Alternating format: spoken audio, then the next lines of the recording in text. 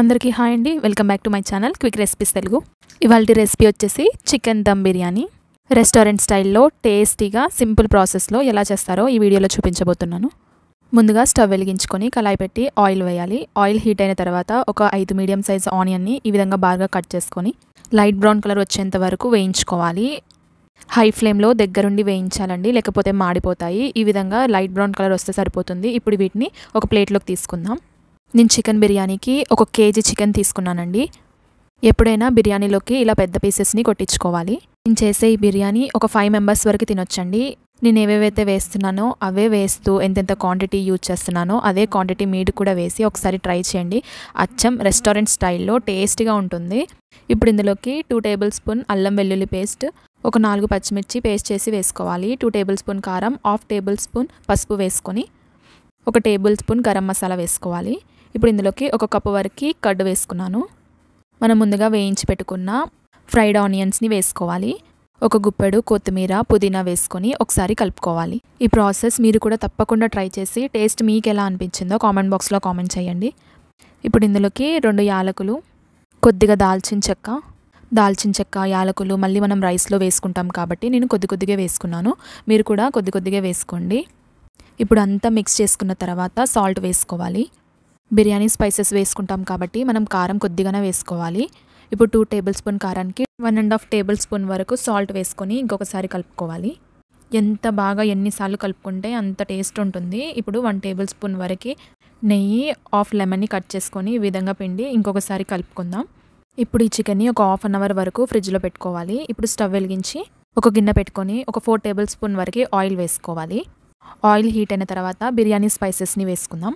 3 బిర్యానీ ఆకులు, కొద్దిగా దాల్చిన చెక్క, 2 మరాఠీ మొగ్గ, కొద్దిగా బిర్యానీ పువ్వు, 8 మిరియాలు, కొద్దిగా జాపత్రి, 3 యాలకులు, 4 లవంగాలు, 1/2 టేబుల్ స్పూన్ వరకు సాజీరా వేసుకోవాలి.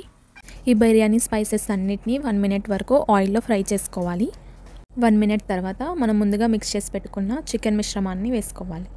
ఇంట్లో ఫ్రిడ్జ్ లేకపోయినా చికెన్కి మసాలా అంతా పట్టించి పక్కన పెట్టుకున్నా సరిపోతుంది. ఇలా పక్కన పెట్టుకోవడం వల్ల ముక్క చాలా సాఫ్ట్గా, బిర్యానీ చాలా టేస్టీగా వస్తుంది. ఒకసారి ఇలా మీరు కూడా ట్రై చేసి చూడండి. అంతా కలుపుకున్న తర్వాత ఒకసారి మూత పెట్టి ఒక 5 మినిట్స్ వరకు మీడియం ఫ్లేమ్లో కుక్ చేసుకోవాలి. 5 మినిట్స్ తర్వాత మూత ఓపెన్ చేసి చూసుకుందాం. చూడండి, చికెన్లో ఉన్న వాటర్ మొత్తం బయటకు వచ్చేసాయి కదా. ఇప్పుడు ఒకసారి కలుపుకొని ఇంకొక 2 మినిట్స్ వరకు మీడియం ఫ్లేమ్లో కుక్ చేసుకుందాం. ఈ చికెన్ ఉడికే లోపల మనం పక్కన రైస్ కూడా పెట్టుకోవాలి. ఒక గిన్నె తీసుకొని అందులో ఒక 2 గ్లాసెస్ వరకు రైస్ వేసుకున్నాను. నేను ఇక్కడ బాస్మతి రైస్ తీసుకున్నాను. ఈ గ్లాస్తో 8 గ్లాసెస్ వరకు వాటర్ పోసుకోవాలి. ఇప్పుడు స్టవ్ మీద పెట్టుకున్న తర్వాత బిర్యానీ స్పైసెస్ అన్నిటినీ వేసుకోవాలి. బిర్యానీ ఆకు, సాజీరా, 2 లవంగాలు, యాలకులు, బిర్యానీ పువ్వు, జాపత్రి వేసుకున్నాను. చికెన్లో సాల్ట్ కొద్దిగానే వేసుకున్నాం కాబట్టి రైస్లో కూడా ఒక 2 టేబుల్ స్పూన్ వరకు సాల్ట్ వేసుకోవాలి. సాల్ట్ వేసుకున్న తర్వాత హాఫ్ లెమన్ని కట్ చేసుకొని వేసుకోవాలి.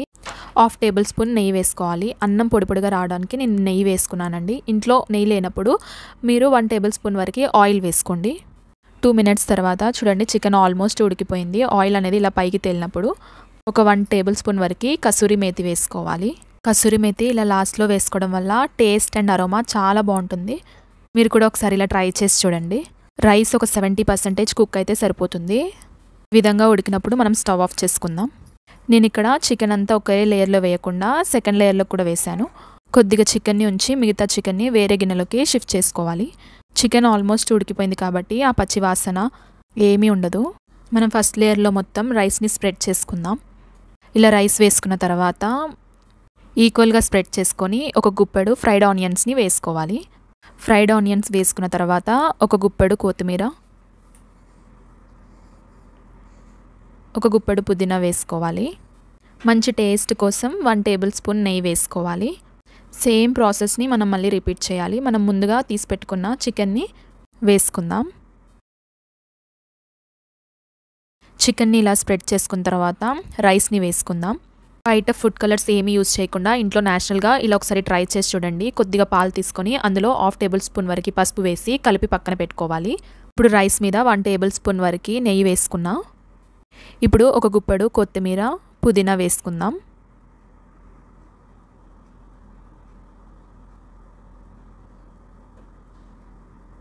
లాస్ట్లో ఫ్రైడ్ ఆనియన్స్ వేసుకొని మనం మిక్స్ చేసి పెట్టుకున్న ఫుడ్ కలర్ని వేసుకోవాలి.